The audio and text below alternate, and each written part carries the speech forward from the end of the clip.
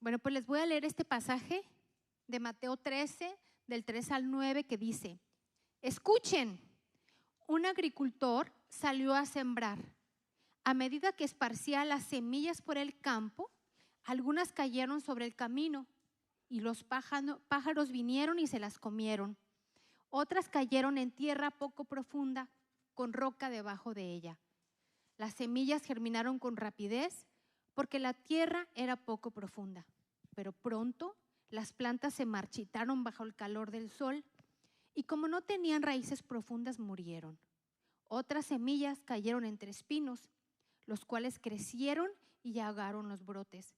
Pero otras semillas cayeron en tierra fértil y produjeron una cosecha que fue 30, 60 y hasta 100 veces más numerosa de lo que se había sembrado. El que tenía oídos para oír, que escuche y entienda. Gracias, amor.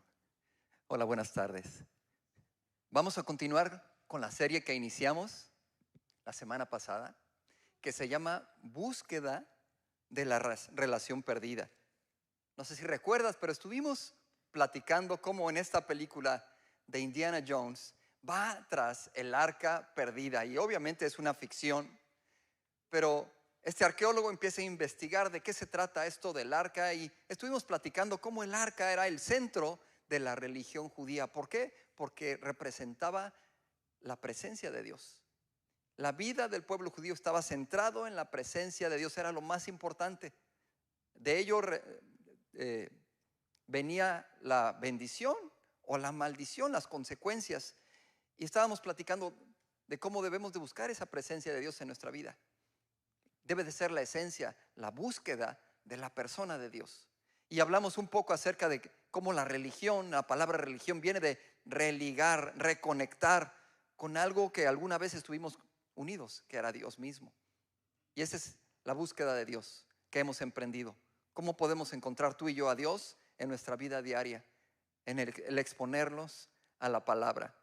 Y hoy te quiero hablar un poco de las historias en general, verdaderas o ficción. Las historias son poderosas, tienen poder, ¿no es cierto? Las historias conectan contigo, conectan con tu imaginación, generan imágenes cuando escuchas una historia, y se conectan también con tus emociones, con tu intelecto, obviamente, con tus sentimientos, con tus valores. Y hay historias de villanos, ¿verdad? Nos gustan las películas de acción. ¿Qué podemos hacer? Nos atraen las películas de los héroes. También existen las películas de amor, ¿verdad? Las películas de drama. Y a quien no le gusta entender un drama, una trama que puede afectar a la humanidad, ¿no? Pero particularmente las historias que son verdaderas o las que comunican verdad tienen un poder especial, tienen un valor especial en nuestra vida. No sé si has escuchado de este famoso psicólogo contemporáneo que se llama Jordan Peterson. Él es muy famoso porque no era creyente inicialmente, pero él se dio la tarea de investigar la Biblia, de decir, bueno, ¿de qué se trata la Biblia? Y empezó a ver todas estas historias y empezó a encontrar algo que se llama metanarrativas, más allá de la narrativa, historias grandes que contienen verdades, que contienen significados, valores profundos. Y él las estudió estas metanarrativas, y esta metanarrativa, lo que es una metanarrativa, esta gran historia, es una historia que organiza, que interpreta y que le da sentido a la experiencia humana. Es como una estructura que sostiene el significado de la vida, de la experiencia humana. Y bueno, todo un intelectual, este hombre nos ayuda precisamente a eso, a entender estas historias y cómo es que estas historias aportan a nuestra vida.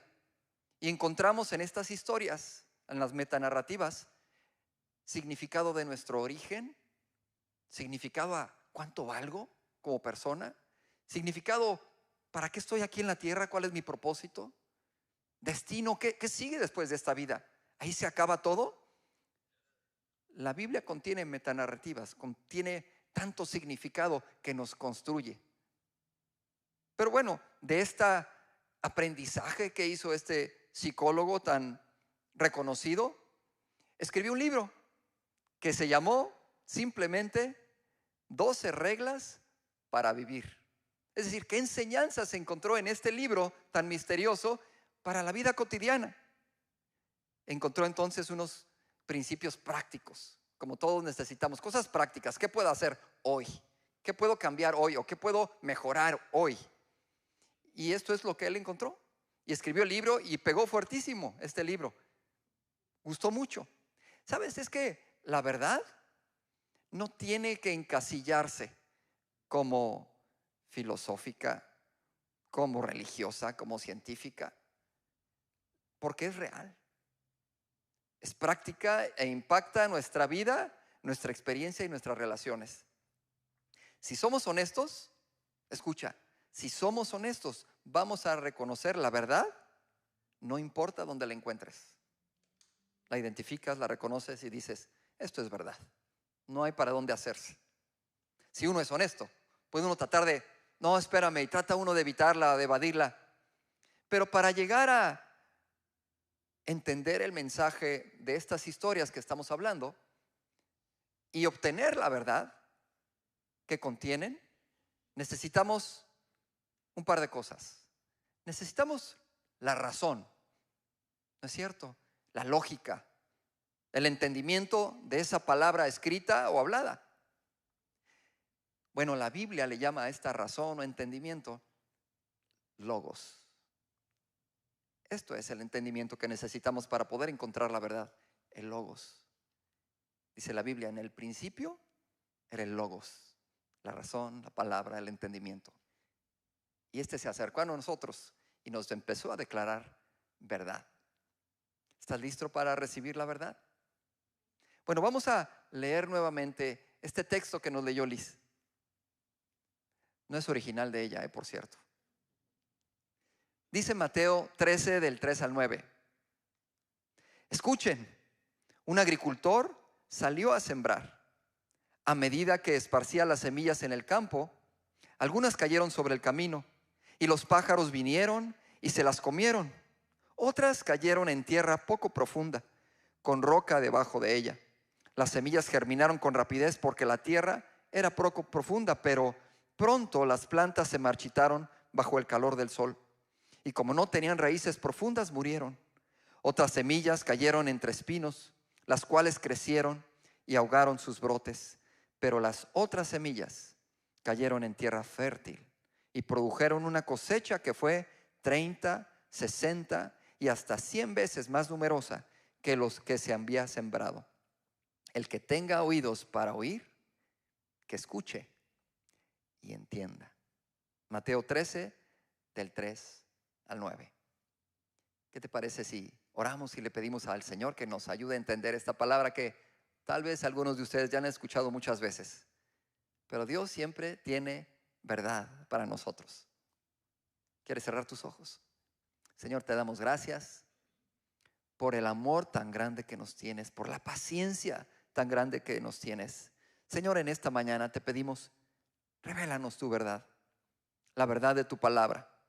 Enséñanos lo que nos estorba y lo que necesitamos para crecer en nuestra relación contigo y poder así dar más fruto. En el nombre de Jesús. Amén. Amén. Bueno, Jesús usaba estas parábolas, estas historias para comunicar verdad. De hecho, es considerado uno de los mejores, si no es que el mejor contador de historias, por teólogos y por historiadores. Por excelencia, tú abres la Biblia y te das cuenta, una parábola, una historia tras otra, tras otra, tras otra. El Señor había identificado, había escogido estas historias para comunicar cosas, no manera de frente, porque a veces nuestra razón, nuestro intelecto se bloquea. Necesitas que vengan por la puerta de atrás y se conectan con tu emoción, se conectan con tu experiencia. Y el Señor es sabio, sabe cómo hablarnos al corazón. Y entonces cuando Él reúne a sus discípulos y les dice, vengan, voy a explicarle lo que hay detrás de esta historia. Así que tenemos una exclusiva del autor de esta parábola explicándola a nosotros. Qué emocionante, ¿no?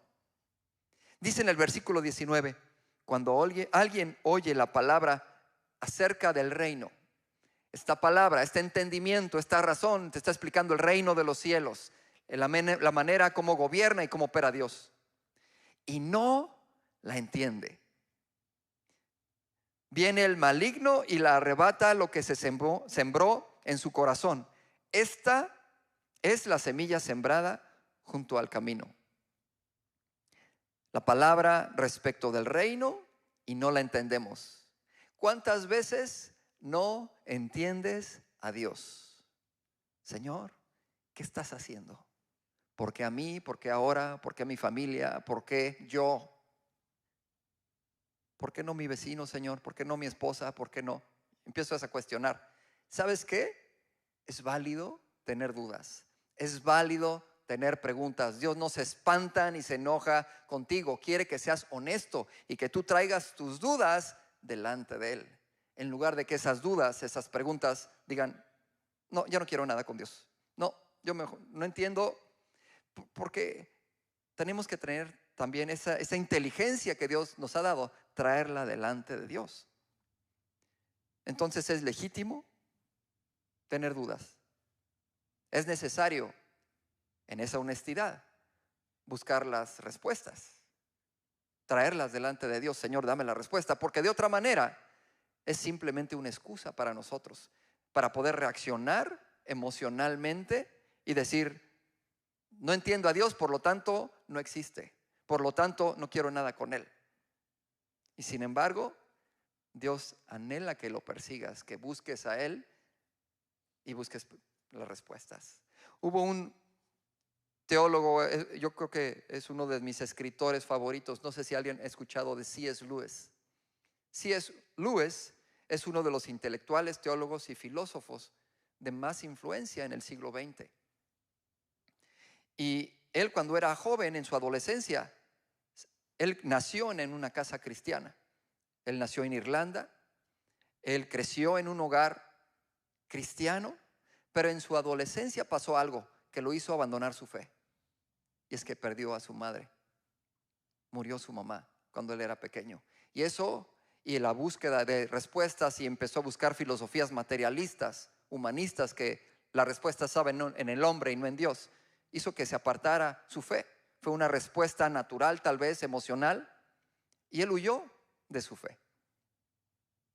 Más adelante, rodeado de amigos.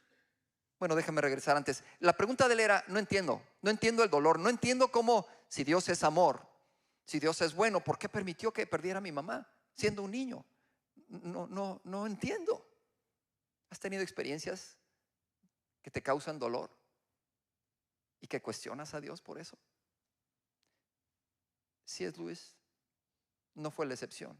Yo lo he tenido tal vez también. Pero tal vez considera esto. Podríamos equivocarnos al no tener la visión del reino completa, la visión completa. Podríamos equivocarnos asumiendo que el dolor y el sufrimiento aquí en la tierra no tiene propósito para Dios. Podemos asumir que la vida aquí en la tierra es lo mayor y lo mejor que podemos aspirar. Podemos pensar que si esta vida termina antes de lo que yo esperara para mí o para algún ser querido, estamos viviendo una injusticia. Luis se rodeó de buenos amigos. Estos amigos le ayudaron no en una búsqueda religiosa, sino una búsqueda intelectual, una búsqueda honesta. Y entonces pudo reencontrar su fe, porque buscó las respuestas, porque no se quedó con su dolor y se cerró las puertas, que normalmente en nuestra experiencia es lo que hacemos. ¿Estás allí? ¿Vino alguien vivo el día de hoy?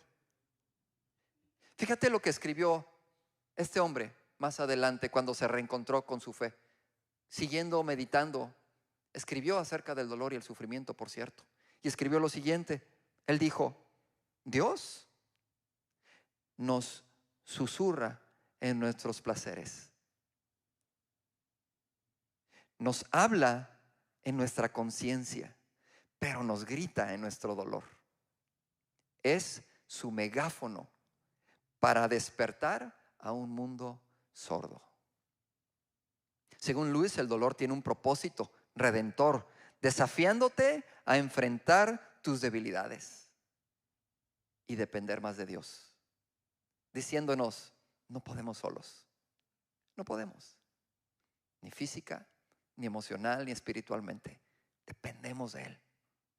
También escribió algo interesante, dijo: amar es ser vulnerable. Ama cualquier cosa y ciertamente te van a romper el corazón. Si no te expones al dolor, no vas a poder amar. El dolor nos ayuda a entender el significado de nuestras experiencias, de las personas, de las relaciones y de la vida. Está bien tener dudas. No te preocupes por tener preguntas, pero sé honesto, sé honesta. Busca la verdad y la verdad te va a encontrar, porque ella te está buscando. En el verso 20 el Señor Jesús les dijo: el que recibió la semilla que cayó en el suelo lleno de piedras es como el que oye la palabra y de inmediato la recibe con alegría. Pero como no tiene raíz, dura poco tiempo. Cuando surgen los problemas o persecución a causa de la palabra, enseguida se aparta de ella. ¿Has escuchado de la persecución de la iglesia? Lo lees y lo ves como que, no, bueno, eso era ya en el siglo I, cuando los cristianos eran perseguidos por Roma y los echaban a los leones. O tal vez en el tiempo contemporáneo, sí, en estos países donde si traes una Biblia o predicas la palabra o tienes un estudio en casa, te meten a la cárcel. Hay unas naciones que hasta puedes perder la vida porque hay un odio contra el mensaje del evangelio. Acá en Occidente, la verdad la tenemos muy cómoda. El costo de ser discípulo de Jesús no es el mismo. Sin embargo, sí hay una especie de persecución. Sí hay una ridiculización de nuestra fe. Sí hay un ataque en los medios de comunicación. No puedes mencionar a Jesús porque lo van a editar. No puedes mencionar o darle la gloria a Dios o hablar de la Biblia porque te van a cancelar. Te van a decir: eres un homofóbico. No hables de pecado ni de arrepentimiento, porque eso es juzgar a la gente. Sí hay una resistencia contra el evangelio y la podemos experimentar. Sin embargo, nuestra respuesta muchas veces es por esa resistencia, por ese costo de llevar el evangelio, es abandonar nuestra fe. Y ese abandonar nuestra fe es muy sutil, ¿sabes? Porque a veces no es decir: pues ya no soy cristiano, ya no voy a la iglesia, me rindo y me voy a vivir la vida como ateo. Es más sutil porque muchas veces la respuesta es diluir nuestro evangelio, diluir nuestra fe, porque suena más amoroso y más bueno. Mejor me hago progre, me hago más alineado a la cultura, a lo que me dice la cultura, y me vuelvo un cristiano cultural cuando desecho el evangelio, cuando desecho la verdad. Y esta es una de nuestras respuestas de cómo abandonamos la fe. No hace falta que dejes de ir a la iglesia, no hace falta que dejes de leer la Biblia, simplemente reinterpretas la escritura a la cultura y a lo que te dice el mundo, a lo que te dice la gente, por temor a no encajar, por temor a que te rechace la sociedad, por temor a que tenga un costo esto en tu vida. Muchos creyentes nos escondemos. Sí, vivimos una moralidad que agrade a Dios, pero el evangelio no es nada más moralidad. La moralidad es la consecuencia de nuestra fe. Jesús dijo: ¿y qué beneficio obtienes de ganar el mundo entero si pierdes tu alma? ¿De qué me sirve ganar al mundo si pierdo mi alma? ¿Qué opinión es más grande para ti? ¿La opinión de quién te importa más? El apóstol Pablo tan radical como él era, hablando de este costo de seguir a Jesús, de ser discípulo de Cristo, dijo: no me avergüenzo del evangelio, porque es poder de Dios para todo aquel que cree. ¿Sabes? No decía: no me avergüenzo de ser cristiano. No decía: no me avergüenzo de ser bueno o de seguir la Biblia. No me avergüenzo del evangelio, del mensaje del evangelio, de hablar de que somos pecadores, de hablar de que necesitamos arrepentirnos, de hablar de que Cristo murió y resucitó por mí y de que Cristo viene otra vez. Ese es el mensaje del evangelio. Y muchos discípulos ya no hablamos de ese evangelio, hablamos de ser buenos y de no pecar. Hemos perdido la valentía y la disposición de pagar un costo. Hasta te critican: no, es que ¿cuál costo? Ya lo pagó todo Jesús. No, el ser discípulo cuesta. Y fuimos llamados a continuar, dice la Biblia, la obra de Jesús aquí en la tierra, que Él nos encomendó: ir por todo el mundo y prediquen ese evangelio, cueste lo que nos cueste, porque valoramos más lo que Él tiene para nosotros y lo que Él es para nosotros que nuestra propia vida. ¿Verdad que sí? Jesús siguió hablando. No estoy enojado, ¿ok? En el verso 22 dice: el que recibió la semilla que cayó entre espinos es el que oye la palabra, pero las preocupaciones de esta vida y el engaño de las riquezas la ahogan. Por eso la semilla no llega a dar fruto. La palabra original aquí para preocupaciones es muy interesante. Fíjate, la palabra griega en la que fue escrito tiene un nombre bien curioso, parece marimba, pero no es marimba, es meribna. Y esta palabra quiere decir afán, preocupación, ansiedad.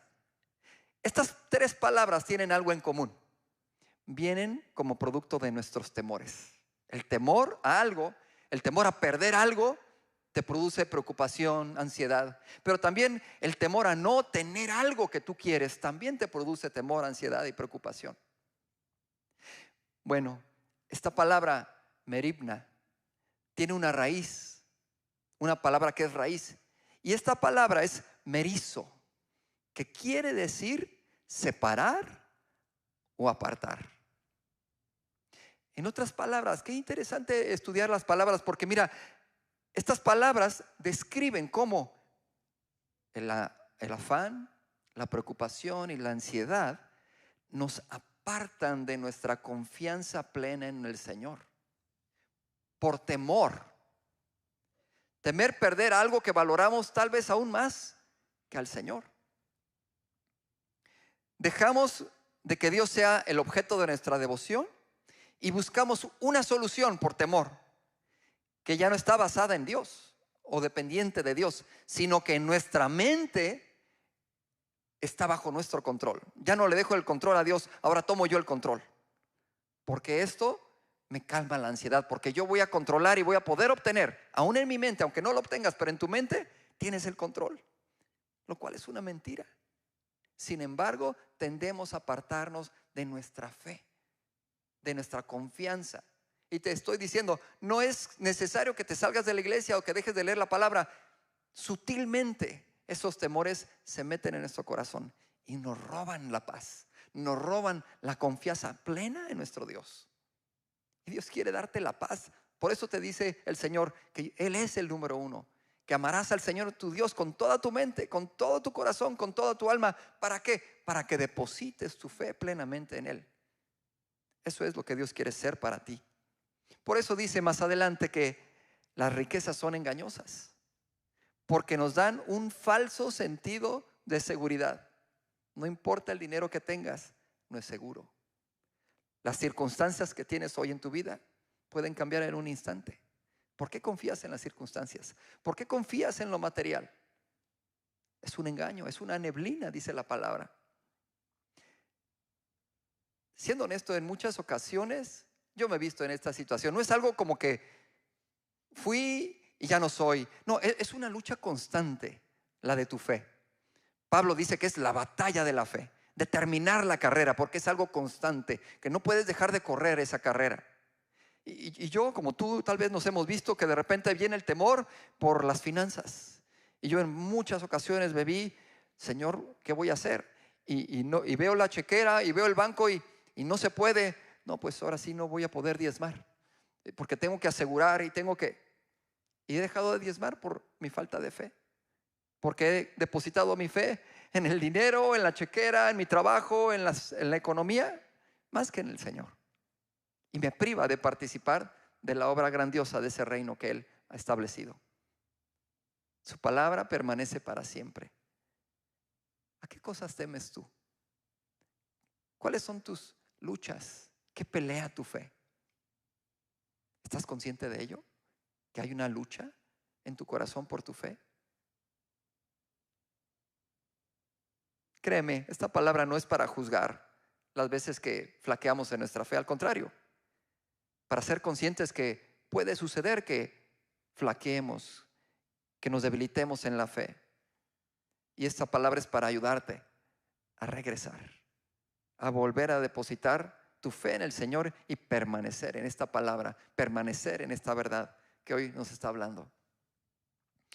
A sus 32 años, después de un tiempo de luchar, C.S. Lewis regresó al Señor y creyó en Él con todo su corazón, después de haber tenido esta resistencia a aceptarlo, a regresar a los caminos que su mamá y su papá le habían enseñado. Y él se consideró, y él mismo dice en su autobiografía, uno de los cristianos más abatidos, más golpeados y más duros en toda Inglaterra. O sea, en otras palabras, que le costó trabajo a Dios convencerlo, que fue duro de corazón.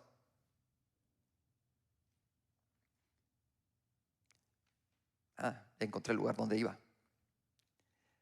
Después de su conversión, C.S. Lewis dedicó su vida a defender la fe. Y tiene varios libros como Mere Christianity, Cristianismo y nada más. O hay otro que tiene un nombre muy curioso que se llama Las cartas del diablo a su sobrino. Y te habla de esta lucha, te habla de estas verdades, te habla de estos significados profundos de la vida. Yo te invito a que lo leas, vas a crecer mucho, porque no te habla nada más de cosas, ceremonias, rutinas, disciplinas. Te habla de cosas prácticas, de verdades que puede llevar a tu vida y que puedes también tú defender la fe, porque tiene sentido la fe, tiene sentido la palabra de Dios. Es una mina de muchas joyas, de tesoros que tú puedes encontrar allí para crecer en tu caminar con Dios. Por último, en el verso 23, cuando Jesús está explicando esta parábola, le dice a sus discípulos: pero el que recibió la semilla, que cayó en buen terreno, es el que oye la palabra y la entiende. Esta sí produce una cosecha hasta 100, 60 y 30 veces más. Oír y entender. El oír y el entender no es una actitud pasiva, ¿sabes? El oír y entender es una actitud de recibir intelectualmente, recibir emocionalmente, alineas tus emociones con tu razón y entonces recibes espiritualmente. Y dices, esta es una verdad. Esto de recibir espiritualmente, yo creo que hay, así como hay una inteligencia emocional, yo creo que hay una inteligencia espiritual.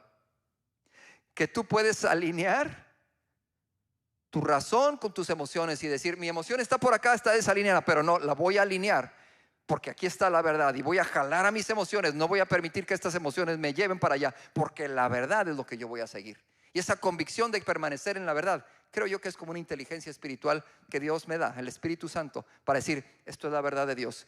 Y aquí voy a permanecer, aquí voy a practicar, aquí voy a vivir. Eso es lo que Dios tiene para nosotros, su verdad.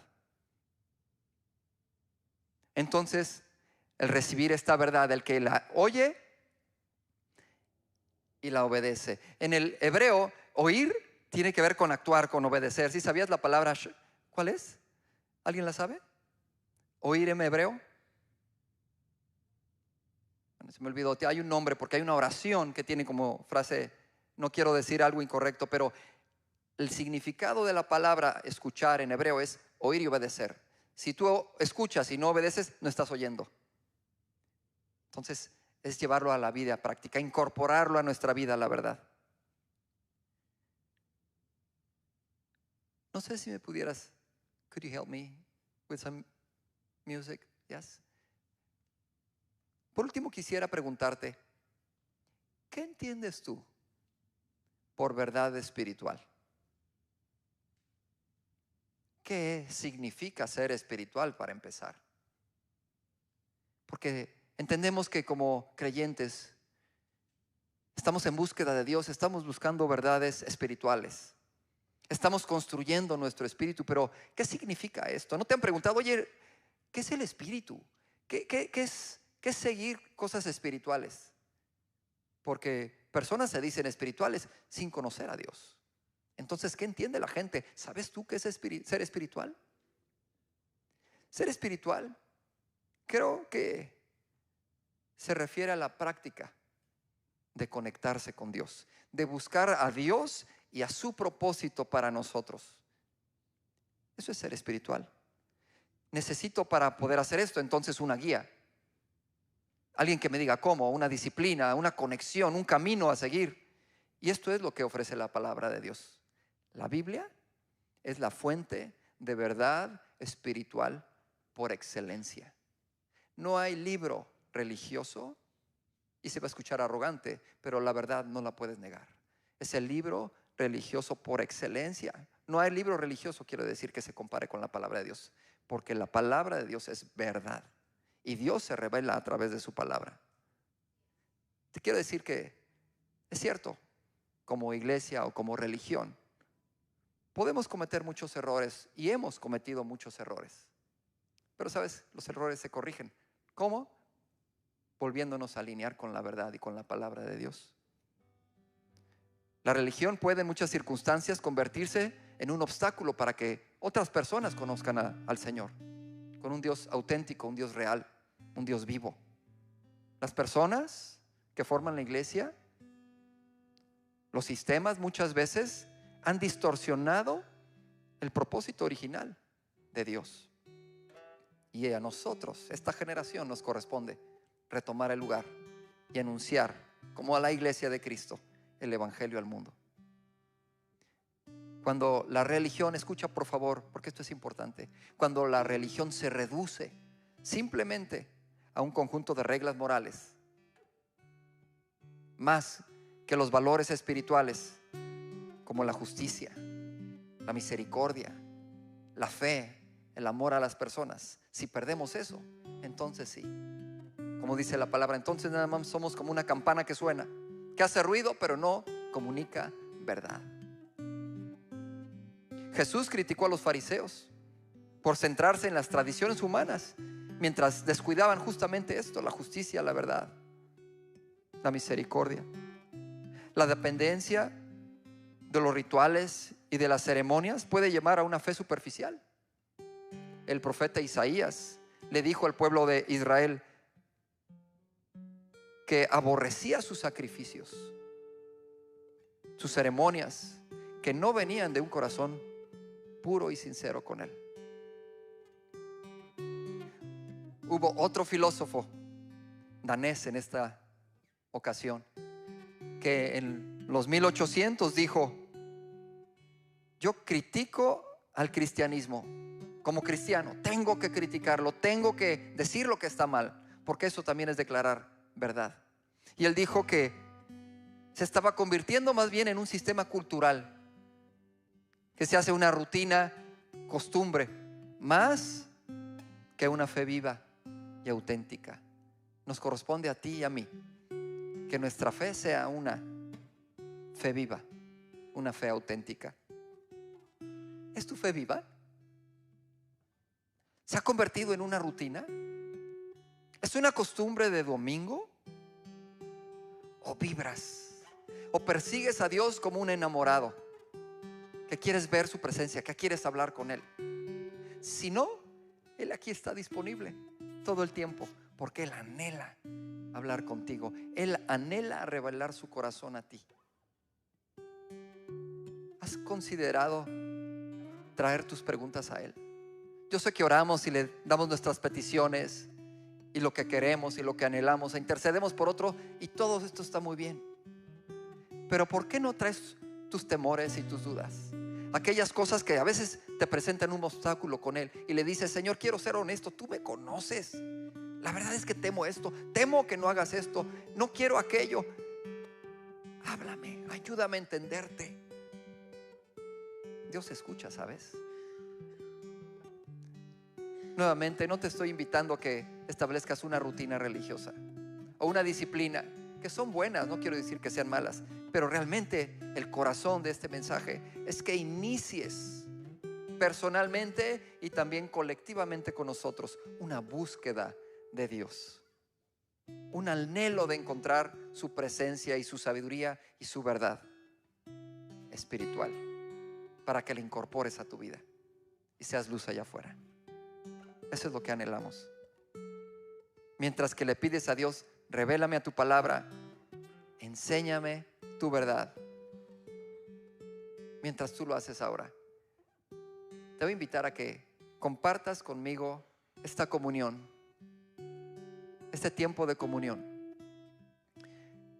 con la verdad. Jesús dijo: yo soy el camino, la verdad y la vida. Jesús es la verdad. La Biblia comunica la verdad. Y yo sé, no sé si has escuchado que muchas veces: oye, los cristianos, qué arrogantes para decir que ellos tienen la verdad. La verdad es que nosotros no tenemos la verdad. La verdad nos tiene a nosotros. No encontramos la verdad por méritos propios. La verdad se encontró con nosotros porque estuvimos abiertos, dispuestos de corazón a decirle: Señor, yo estoy equivocado, enséñame tú la verdad. Así que, ¿por qué no invitas al Señor a participar, en la comunión? Vamos a leer nuestra confusión.